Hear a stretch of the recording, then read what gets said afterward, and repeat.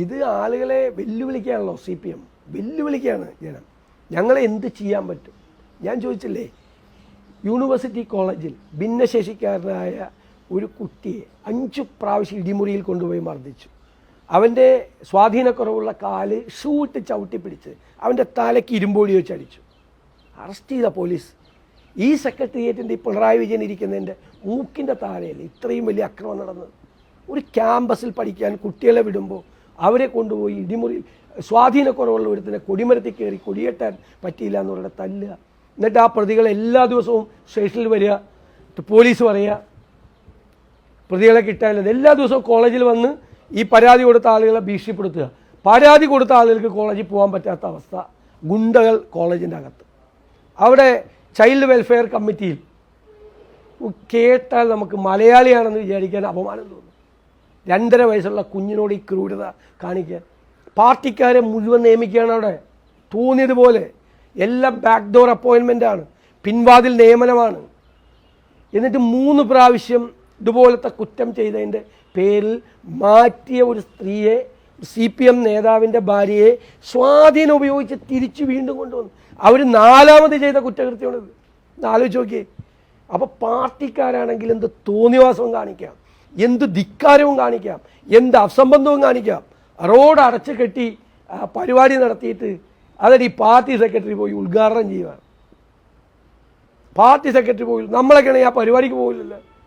അങ്ങനെ ചെയ്തു കഴിഞ്ഞാൽ ഞങ്ങളൊക്കെ ഒരു പരിപാടി നടത്തുന്നതിന് മുമ്പ് അതിൻ്റെ അനുമതി മേടിച്ച് ചോദിച്ച് കാര്യങ്ങൾ വ്യക്തമാക്കിയിട്ടല്ലേ ചെയ്യുള്ളൂ. ഇത് എടുക്കുമോ? മുഴുവൻ ആളുകളും വഴിയിൽ കിടന്ന് എന്തിനാണ് ഇങ്ങനെ ചെയ്യുന്നത്? അപ്പോൾ ധിക്കാരമാണ്, അധികാരത്തിൻ്റെ അഹങ്കാരമാണ്. ഞങ്ങൾക്ക് നിയമങ്ങൾ ബാധകമല്ല എന്നുള്ള ആ ഒരു ഇതാണ്. അത് നമുക്ക് സമ്മതിച്ചു കൊടുക്കാൻ പറ്റില്ല. അതാണ് കേരളത്തിൽ നടക്കുന്നത്.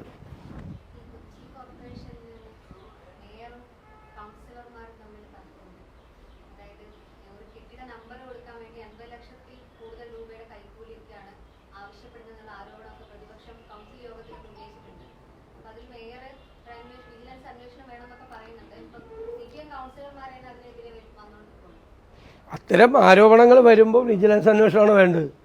ഒരാൾക്ക് നമ്പർ ഇട്ട് കൊടുക്കാൻ 50 ലക്ഷം രൂപ കൈക്കൂലി ചോദിച്ചെന്ന് വെച്ചാൽ അത് വിജിലൻസിന് വിടണ്ടേ അപ്പം തന്നെ. പിന്നെ ചർച്ച വേണം. ആരായാലും, ഏത് കൗൺസിലറായാലും, ഏത് പാർട്ടിക്കാരായാലും. ഒരു കെട്ടിടം പണിതിട്ട് നമ്പർ ഇടാൻ കോർപ്പറേഷനിൽ പോകുന്ന നമ്പർ ഇടാൻ 50 ലക്ഷം രൂപ കൊടുക്കണം എന്ന് പറഞ്ഞാൽ അതിൻ്റെ അർത്ഥം എന്താ? അപ്പം തന്നെ വിജിലൻസിന് വിടണം. പിന്നെ ആലോചിക്കാനില്ല. ആരാണ് ചോദിച്ചതെന്ന് വെച്ചാൽ അവരെ അകത്തുപോട്ടെ, ഏത് പാർട്ടിക്കാരായാലും.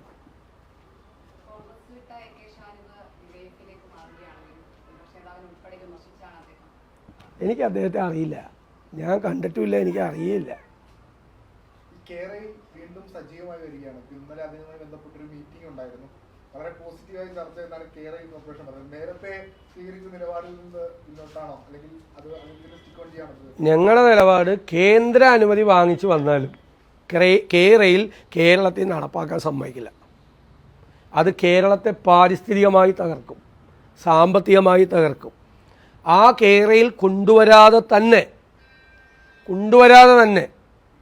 നമ്മുടെ വേഗത്തിലുള്ള തീവണ്ടികൾ കേരളത്തിൽ ഓടിക്കാൻ പറ്റും. ഇപ്പോൾ വരുന്നുണ്ടല്ലോ, ഞാൻ കഴിഞ്ഞ ദിവസം 4:30 മണിക്ക് കോഴിക്കോട് നിന്ന് വന്ദേ ഭാരതിൽ കയറിയതാണ്. 10:30 മണിക്ക് തിരുവനന്തപുരത്തെത്തി. 6 മണിക്കൂർ കൊണ്ട് തിരുവനന്തപുരത്തെത്തി. ഇപ്പം നമ്മുടെ റെയിലിലെ വളവുകൾ നികത്തിയാൽ, അതിൻ്റെ പണം ഇപ്പോൾ റെയിൽവേ അനുവദിച്ചിട്ടുണ്ട്, വളവുകൾ നികത്തി ഓട്ടോമാറ്റിക് സിഗ്നലിംഗ് സിസ്റ്റം കൊണ്ടുവന്നാൽ 2 മണിക്കൂർ കൂടി ലാഭിക്കാം. അല്ലെങ്കിൽ ഇപ്പോഴുള്ള പാളത്തിനോടൊപ്പം സമാന്തരമായി ഒരു ലൈനിട്ടാൽ അതിനെക്കുറിച്ച് ആലോചിക്കാം. അല്ലാതെ 300 കിലോമീറ്റർ ദൂരം ഈ കേരളത്തിൽ 30 അടി ഉയരത്തിൽ എംബാങ്ക്മെൻറ്റ് കെട്ടി ബാക്കി 200 കിലോമീറ്റർ ദൂരത്ത് റെയിലിൻ്റെ 2 വശവും 10 അടി ഉയരത്തിൽ മതിൽ കെട്ടി ഈ കേരളത്തിൽ ഇതുപോലെ മഴ പെയ്യുന്ന കേരളത്തിൽ ചെയ്താലോ ആ 200 കിലോമീറ്റർ ബോട്ടും കൂടി ഓടിക്കാൻ പറ്റും. അപ്പോൾ 2 സൈഡിലും മതിൽ കുട്ടി കെട്ടിയ മഴക്കാലത്ത് ബോട്ടും വേനൽക്കാലത്ത് ട്രെയിൻ ഓടിക്കാൻ പറ്റും. ഈ 30 അടി ഉയരത്തിൽ എംബാങ്ക്മെൻറ്റ് കെട്ടിയാൽ സ്ലോപ്പാണ് കേരളം.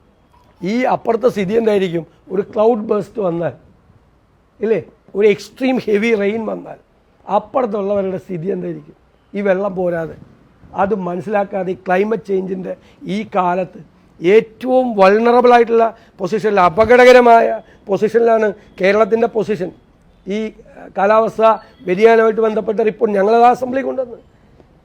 എന്നിട്ട് അതൊന്നും പഠിക്കാതെ ക്ലൈമറ്റ് ചേഞ്ചിനെ കുറിച്ചോ പാരിസ്ഥിതികമായ ഘടകങ്ങളെക്കുറിച്ചോ ഒന്നും പഠിക്കാതെ ഏതോ മൂന്നാംകട കമ്പനിയെ കൊണ്ട് ഒരു കെട്ടിച്ചമച്ചുണ്ടാക്കിയ ഒരു DPR ആയിട്ട് വന്നേക്കാണ്. അതൊന്നും കേരളത്തിൽ നടത്താൻ സമ്മതിക്കില്ല. അന്നത്തെ നിലപാട് തന്നെ.